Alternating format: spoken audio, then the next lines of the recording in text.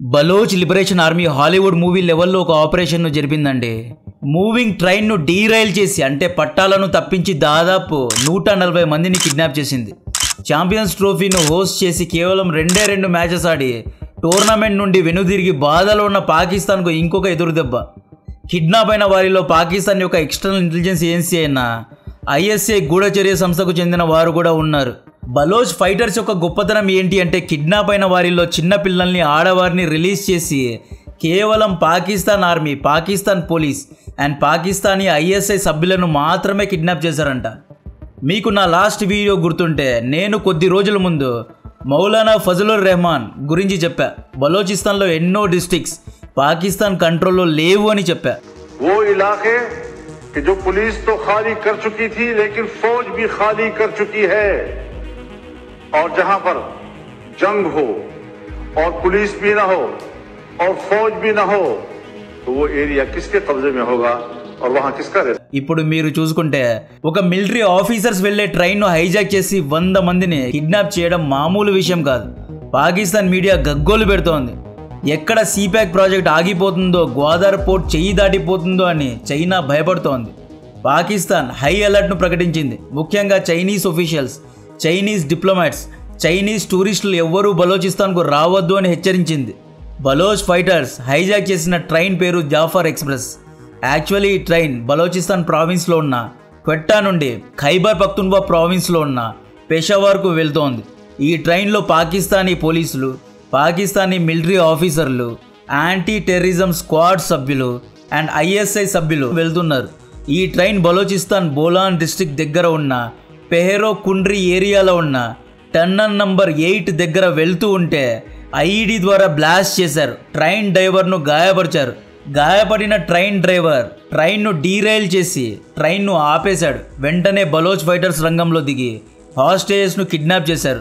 ఈ ట్రైన్లో దాదాపు 400 మంది ప్యాసింజర్స్ ఉంటే దీంట్లో దాదాపు 140 మందిని కిడ్నాప్ చేశారు. కిడ్నాప్ అయిన వారందరూ పాకిస్తానీ ఆర్మీకు చెందిన వారే. పరస్పర దాడుల్లో 7 మంది పాకిస్తానీ మిలిటరీ ఆఫీసర్స్ ను చంపేశారు. ఈ దాడి తర్వాత Balochistan spokes person Giani Baloch official గా స్టేట్మెంట్ ఇస్తూ ఈ కిడ్నాప్ ను తామే చేసినట్లు ప్రకటించడం జరిగింది. ఈ బలోచిస్తాన్ ఫైటర్స్ చాలా ప్లాన్డ్ గా ఈ ఆపరేషన్ ను జరిపారు.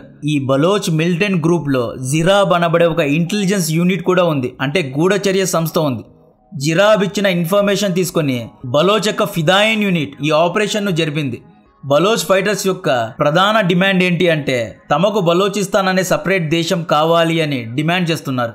బలోచ్ ఫైటర్స్ యొక్క వాదన బలోచిస్తాన్ ప్రావిన్స్లో ఎన్నో న్యాచురల్ రిసోర్సెస్ ఉన్నాయి, ఆయిల్ అండ్ గ్యాస్ వంటి ఎన్నో సహజ వనరులు ఉన్నాయి, ఎన్నో ఖనిజాలు ఉన్నాయి. ఈ సహజ వనరులను పాకిస్తాన్ ప్రభుత్వం దోచుకుంటోంది. ఈ వనరుల నుండి వచ్చే లాభాన్ని పంజాబ్ ప్రావిన్స్ యొక్క డెవలప్మెంట్ కోసమే వాడుతున్నారు. బలోచ్ ప్రజలకు ఏమీ ఇవ్వడం లేదు అని బలోచ్ ఫైటర్స్ ఎప్పటి నుండో వాదిస్తున్నారు. యాక్చువల్లీ బలోచిస్తాన్ను మొహమ్మద్ అలీ జిన్నా బలవంతంగా లాక్కున్నాడు. ఇది పాకిస్తాన్ యొక్క భూభాగం కాదు, ఇది బలోచ్ ప్రజల యొక్క భూభాగం. అప్పటి నుండి ఇప్పటి వరకు పాకిస్తానీ ప్రభుత్వాలు బలోచ్ ప్రజలను అణిచివేస్తున్నారు. బలోచ్ యొక్క ఫైటర్స్ను కిడ్నాప్ చేసి చంపేస్తున్నారు. పాకిస్తాన్ ఎస్టాబ్లిష్మెంట్ కారణంగా ఎంతో మంది బలోచ్ ఫైటర్స్, బలోచ్ మగవారు చనిపోయారు. ఎంతో మంది దేశాన్ని విడిచి గల్ఫ్ దేశాలకు పారిపోయారు. పాకిస్తాన్ ప్రభుత్వం ఖర్చు పెట్టే 100 రూపాయల్లో కేవలం 9 రూపాయలు మాత్రమే బలోచిస్తాన్ కు ఖర్చు పెడుతున్నారు. బలోచ్ ప్రజల పైన ఎంతో వివక్ష చూపిస్తున్నారు. పాకిస్తాన్ యొక్క 44% భూమి బలోచిస్తాన్ లో ఉంటుంది. ఒకవేళ బలోచిస్తాన్ సపరేట్ దేశం అయిపోతే పాకిస్తాన్ ఇలా చిన్నగా కనిపిస్తుంది. బలోచిస్తాన్లోనే గ్వాదర్ ఓడరేవు ఉంది. ఈ ఓడరేవును పాకిస్తాన్ ప్రభుత్వం చైనాకు అమ్మేసింది. దాదాపు 99 ఇయర్స్ వరకు గ్వాదర్ ఓడరేవు యొక్క ఓనర్ చైనానే. ఈ సముద్ర తీరంలో ఉన్న చేపలను చైనా పడుతోంది. సో ఈ విధంగా బలోచ్ మత్స్యకారులు నష్టపోతున్నారు. గత కొన్ని రోజుల నుండి బలోచిస్తాన్ పైన పాకిస్తాన్ సైన్యం బాంబు దాడులు చేస్తోంది. అమెరికన్ యుద్ధ విమానాలతో దాడులు చేస్తోంది. ఈ దాడులకు ప్రతీకారంగా ఈ కిడ్నాప్ చేశారు. బలోచిస్తాన్ దేశాన్ని ప్రకటించకపోతే ఈ 100 మంది బందీలను చంపేస్తాము అని బలోచ్ ఫైటర్స్ డిమాండ్ చేస్తున్నారు. ఇక్కడ బలోచ్ ఫైటర్స్కు స్పెసిఫిక్గా ఈ ట్రైన్లో పాకిస్తాన్ పోలీసులు, పాకిస్తాన్ మిలిటరీ, ఐఎస్ఐఎస్ సభ్యులు ఉన్నారు అనే ఇన్ఫర్మేషన్ ఎవరిచ్చారు అనేది అందరికీ వచ్చే క్వశ్చన్. బలోచిస్తాన్కు రా సహాయం చేస్తూ ఉండవచ్చు అనే రూమర్స్ వస్తున్నాయి. మేబీ అన్నోన్ మెన్ ద్వారా ఈ ఇన్ఫర్మేషన్ బలోచ్ ఫైటర్స్ అందుకొని ఉంటారు. ఎందుకంటే స్పెసిఫిక్ లాటిట్యూడ్, లాంగిట్యూడ్, స్పెసిఫిక్ లొకేషన్లో ట్రైన్ ఎక్కడుంది, ఈ శాటిలైట్ మ్యాప్స్ యొక్క ఇన్ఫ్రాస్ట్రక్చర్ను డెఫినెట్గా బలోచిస్తాన్కు ఎవరో టెక్నికల్ టీం అందించి ఉండాలి. బలోచిస్తాన్ దగ్గర శాటిలైట్ మ్యాప్స్ను ఆర్గనైజ్ చేసేంత టీం లేదు. డెఫినెట్లీ రా కుమారులు ఏమైనా సహాయం చేసి ఉన్నారా అనేది సెకండ్ క్వశ్చన్. పాకిస్తానీ గూఢచర్య సంస్థ అయిన ISIను ప్రపంచంలోనే అడ్వాన్స్డ్ గూఢచర్య సంస్థ అని పాపం పాకిస్తానీలు నమ్ముతూ ఉంటారు. ఈ ట్రైన్లో ISI సభ్యులను బందీలుగా పట్టుకోవడం జరిగింది. ఇది చాలా సిగ్గుచెట్టు. ఈ విషయం తెలుసుకుంటే పాకిస్తాన్ ప్రజలు తల వంచుకుంటారు. మీ ఆర్మీ సభ్యులు వెళ్లే ట్రైన్ను కాపాడుకోలేని మీకు కాశ్మీర్ కావాలంట. ISI సభ్యులు పెద్ద జేమ్స్ బాండ్ లాగా కట్టింగ్లు ఇస్తూ ఉంటారు. ఇప్పుడు బలోచ్ ఫైటర్స్ దగ్గర గ్రైండ్ అవుతున్నారు. ఎక్కడైనా ఫ్లైట్ హైజాక్ చూసాం, షిప్ హైజాక్ చూస్తున్నాం. ఒక మూవింగ్ ట్రైన్ ను హైజాక్ చేయడం అనేది ఇదే మొదటిసారి. నిజంగా ఫిల్మ్ లెవెల్లో హైజాక్ చేశారంటే కొరివి తెచ్చుకోవడం అంటే ఇదేనేమో. పాకిస్తాన్ ప్రభుత్వాలు చేసిన తప్పేంటి? బలోచిస్తాన్ ను డెవలప్ చేయలేకపోవడం, బలోచిస్తాన్ ప్రజలను అసలైన ముస్లింస్ లాగా గుర్తించకపోవడం, బలోచ్ ప్రజలపైన వివక్ష చూపించడం, బలోచిస్తాన్ లో సరైన ఇన్ఫ్రాస్ట్రక్చర్ డెవలప్ చేయకపోవడం, అంటే బలోచిస్తాన్ లో రోడ్స్, రైల్స్, సరైన హైవేస్ ను నిర్మించకపోవడం, బలోచిస్తాన్ ను ఎడారిలాగా మార్చడం. ఇప్పుడు బలోచ్ ఫైటర్స్ 140 మంది పాకిస్తాన్ ఆర్మీ సభ్యులను కిడ్నాప్ చేసి వెళ్లిపోయారు. వీళ్లను రక్షించడానికి పాకిస్తాన్ ఆర్మీ ఎలా వెళ్తారు? బలోచిస్తాన్ లో రోడ్స్ లేవు, రైల్స్ లేవు, హైవేస్ లేవు, ఎలా వెళ్తారు? అందుకనే చెప్తారు ఇన్ఫ్రాస్ట్రక్చర్ ను అన్ని రాష్ట్రాల్లో, అన్ని ప్రావిన్సెస్ లో ఈక్వల్ గా డెవలప్ చేయండి అని. వచ్చే డబ్బునంతా పంజాబ్ ప్రావిన్స్ ను డెవలప్ చేయడానికి వాడితే ఇలానే ఉంటుంది. ఇప్పుడు ఈ 140 మందిని రక్షించడానికి పాకిస్తాన్ చాపర్స్ను, డ్రోన్స్ను రంగంలో దింపి వెతుకుతోంది. దిస్ ఈజ్ కాల్డ్ కర్మ. ఈ ఇష్యూ ఏ లెవెల్లో హైలైట్ అయింది అంటే పాకిస్తానీ ప్రభుత్వం టూరిస్టులందరినీ హై అలర్ట్లో పెట్టింది. మీరు జాగ్రత్తగా ఉండండి, ఎప్పుడైనా మిమ్మల్ని కిడ్నాప్ చేస్తారు అని హెచ్చరిస్తోంది. ముఖ్యంగా చైనీస్ ఫారెన్ టూరిస్టులు దాన్ని ఆపుకుంటున్నారు. ఎందుకంటే బలోచిస్తాన్కి చైనీస్ ముఖం కనిపించిందా కిడ్నాప్ చేసుకొని వెళ్ళిపోతారు.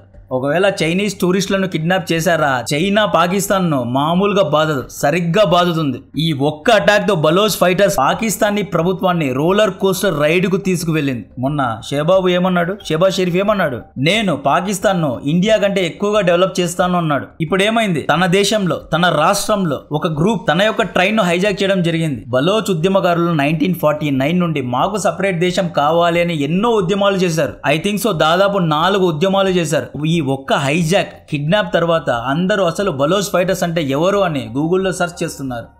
జనరల్ GD బక్షి గారు ఏమంటున్నారు అంటే పాకిస్తాన్ ప్రభుత్వం నుండి బలోచిస్తాన్ చెయ్యి దాటిపోయింది అంటున్నారు. ఈ 100 మంది హాస్టేజెస్ను రక్షించడానికి పాకిస్తానీ ఆర్మీ దగ్గర ఇండియాలో ఉన్న NSG వంటి సైనిక బలగాలు లేవు అంటున్నారు. ఇండియాలో ఉన్న నేషనల్ సెక్యూరిటీ గార్డ్స్ అంటే NSG హాస్టేజ్ను రక్షించడంలో, ప్రిసైజ్ ఆపరేషన్స్ జరపడంలో, కౌంటర్ టెర్రరిస్ట్ ఆపరేషన్స్ను జరపడంలో చేయి తిరిగిన వారు. ఇటువంటి టీం పాకిస్తాన్ ఆర్మీ దగ్గర లేదు అని GD బక్షి గారు అంటున్నారు. ఈయన ప్రకారం పాకిస్తాన్ ఆర్మీ 100 మందిని రక్షించడానికి ఎంతో మంది బలోచ్ ప్రజలను, అమాయకమైన ప్రజలను చంపేస్తుంది. అందరూ పాకిస్తాన్ వైపు చూడండి, ఆల్ ఐస్ ఆన్ పాకిస్తాన్.